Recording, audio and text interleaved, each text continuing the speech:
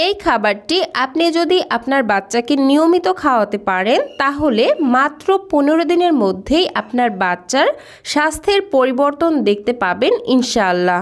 আসসালামু আলাইকুম দর্শক, নুরস মমের আজকের পর্বে নিয়ে এসেছি 6 মাস থেকে 5 বছর বয়সী বাচ্চাদের জন্য খুবই পুষ্টিকর এবং মজাদার একটি খাবারের রেসিপি। 6 মাস থেকে এই খাবারটি বাচ্চাকে কিভাবে তৈরি করে খাওয়াবেন তার প্রতিটি স্টেপই শেয়ার করব, তাই অনুরোধ থাকবে ভিডিওটি কোনো রকম না টেনে সম্পূর্ণ দেখবেন। তাহলে চলুন যাওয়া যাক মূল রেসিপিতে। তো খাবারটি তৈরি করতে আমার প্রথমেই লাগবে কিছু সবজি হিসেবে আমি নিয়েছি এইটুকু পরিমাণে গাজর কুচি এবং সম পরিমাণে আলু কুচি। আপনারা আপনাদের সুবিধা অনুযায়ী এখানে সিজনাল যে কোনো সবজি নিতে পারেন। আর সবজিগুলোকে আমি ঠিক এরকম একটু ছোট ছোট টুকরা করে কেটে নিয়েছি, এতে করে খুব দ্রুত রান্না হয়ে যাবে। যাই হোক, সবজিগুলোকে একটা সাইডে রেখে দিচ্ছি আর এদিকে নিয়ে নিচ্ছি বাচ্চার চাহিদা অনুযায়ী রেগুলার ভাতের চাল। একই সাথে নিয়ে নিচ্ছি চালের অর্ধেক পরিমাণে মসুরের ডাল। আমি এখানে মসুরের ডাল নিয়েছি, আপনারা চাইলে মসুরের ডালের পরিবর্তে মুগের ডালও নিতে পারেন।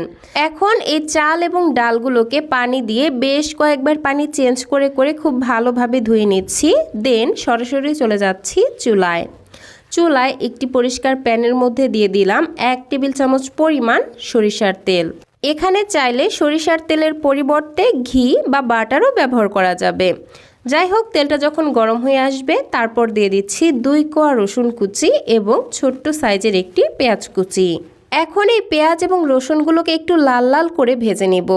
যখন পেঁয়াজ এবং রসুন ঠিক এরকম লাল লাল হয়ে আসবে এই পর্যায়ে কেটে রাখা সবজিগুলো দিয়ে দিচ্ছি। দেন আবারও এই সবজিগুলোকেও কিছুক্ষণ ভেজে নিচ্ছি। ভাজতে ভাজতে যখন সবজিগুলোর গায়ের পানি শুকিয়ে যাবে আর সবজিগুলো ঠিক এরকম একটু ভাজা ভাজা হয়ে আসবে, এই পর্যায়ে আগে থেকেই ধুয়ে পানি ঝরিয়ে রাখা চাল এবং ডালগুলো এই সবজির মধ্যে দিয়ে দিব। তারপর চুলার আঁচ একদম কমিয়ে দিয়ে এই চাল ডালগুলোকেও সবজির সঙ্গে ভেজে নিব। এই পর্যায়ে আমি এখানে দিয়ে দিচ্ছি সামান্য পরিমাণে একটু হলুদের গুঁড়া। সব কিছু ভাজতে ভাজতে যখন চাল ডালের গায়ের পানি শুকিয়ে আসবে আর হলুদের গুঁড়ার কাঁচা গন্ধটাও চলে যাবে, তখন আমি এখানে দিয়ে দিব পরিমাণ মতো বিশুদ্ধ খাবার পানি। আমি এখানে গরম পানি ব্যবহার করেছি যাতে করে রান্নাটা খুব দ্রুত হয়ে যায়। তো আমার এখানে মোটামুটি 2 কাপের মতো পানি লেগেছে। আপনাদের চাল ডাল সবজির পরিমাণ বুঝে এখানে পানির পরিমাণ কম বেশি লাগতে পারে। স্বাদের জন্য দিয়ে দিচ্ছি সামান্য 1 চিমটি লবণ। তবে যারা 1 বছরের কম বয়সী বাচ্চাদের জন্য খাবারটি রান্না করবেন তারা এখানে কিন্তু লবণ ব্যবহার করবেন না। এই তো এবার হচ্ছে চুলার আঁচ মিডিয়ামে রেখে সব কিছু খুব ভালোভাবে সেদ্ধ হওয়া পর্যন্ত রান্না করে নিচ্ছি। ফিরে আসলাম মোটামুটি 15 থেকে 20 মিনিট পর।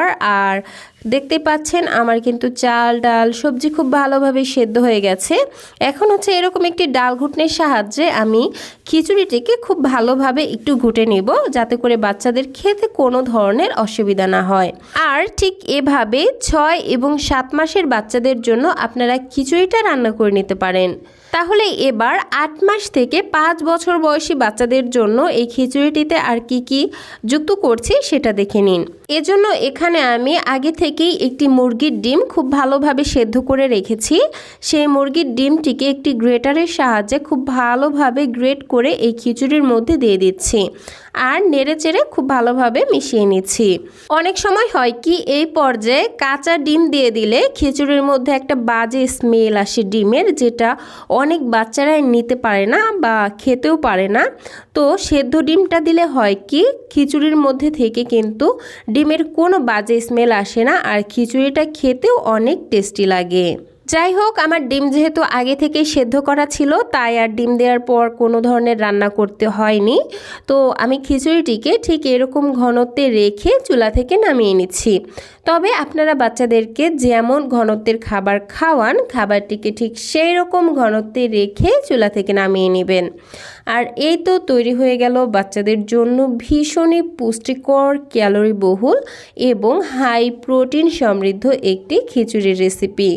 বাচ্চারা তো মজা করে খাবেই, সেই সাথে বারবার খেতে চাইবে। তো তো দর্শক, এই ছিল আমার আজকের আয়োজন। ভিডিওটি ভালো লাগলে প্লিজ একটি লাইক দিবেন এবং বাচ্চাদের জন্য এরকম আরও নিত্য নতুন খাবারের রেসিপি পেতে প্লিজ আমার চ্যানেলটিকে সাবস্ক্রাইব করে পাশের ঘন্টাটি বাজিয়ে অলে সেট করে রাখবেন পরবর্তী ভিডিওর নোটিফিকেশন সবার আগে পাওয়ার জন্য। আজকের মতো বিদায় নিচ্ছি। আল্লাহ হাফেজ। আসসালামু আলাইকুম।